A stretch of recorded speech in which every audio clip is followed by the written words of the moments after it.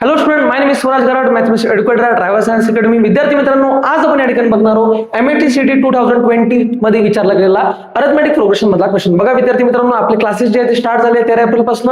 त्यामध्ये आपण केला तुमच्याकरता स्पेशली बेसिक फाउंडेशन कोर्स. त्यामध्ये आपण तुम्हाला शिकवतो पूर्णपणे रिगार्डिंग JEE, CET आणि नीट या एक्झामिनेशन करता लागणारा जो बेसिक पॉइंट्स आहे ते आपण त्यामध्ये घेत आहे. तर अशाच प्रकारचे आपण जे क्वेश्चन्स आहे हे बेसिक क्वेश्चन सुद्धा आपण आपल्या बेसिक फाउंडेशन कोर्स मध्ये रायवल सायन्स अकॅडमी यामध्ये आपण घेत आहोत. तर बघूया आपण हा क्वेश्चन काय म्हटलं बघा या ठिकाणी.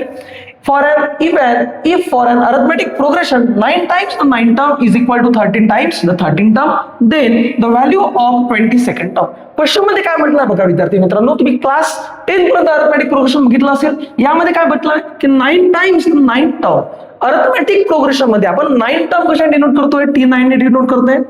इज इक्वल टू म्हणून काय आलाय, इक्वल टू साइन 13 टाइम्स म्हणून काय घेतोय, 13 टाइम्स काय आलाय बेटा 13 टर्म. या ठिकाणी काय आहे ना T13. आता बघा या ठिकाणी 9 into T9 ला आपण अशा प्रकारे लिहितोय A plus 8D आणि 13 टर्मला आपण लिहितो या ठिकाणी A plus 12D. बघा 9D जर मी या ब्रॅकेटला मल्टिप्लाय करतो तर 9 into A काय येणार 9A प्लस 9 into 8D काय येणार 72D is equal to 13 into A काय येणार 13A प्लस 13 into 12D किती येणार 156D. त्यानंतर राईट हँड साइडचा पूर्ण टर्म कुठे शिफ्ट करतोय, राईट हँड साइड कडे काय करतोय, शिफ्ट करतोय. सो 13A प्लस किती आला 156D. या प्लस वाला टर्म काय येणार मायनस काय आलाय बेटा 9A मायनस किती मिळणार या ठिकाणी 72D इक्वल टू काय आलाय 0.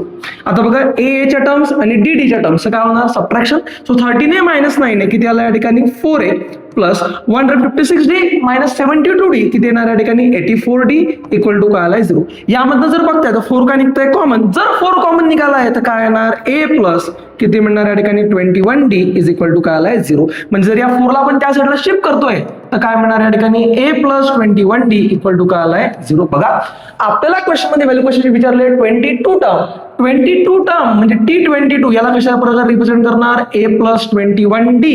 या ठिकाणी तुम्ही बघू शकता A प्लस 21D ची आपण व्हॅल्यू किती काढली आहे 0. म्हणजे या क्वेश्चनचा आन्सर काय मिळाला आपल्याला B. अशाच प्रकारे तुम्हाला नवीन कन्सेप्ट बघायचे असतील रिगार्डिंग फाउंडेशन कोर्स तर तुम्ही आमच्या चॅनलला लाईक करू शकता किंवा सबस्क्राईब करू शकता किंवा तुम्ही आमच्या रायवल सायन्स अकॅडमी जॉईन करू शकता. थँक्यू.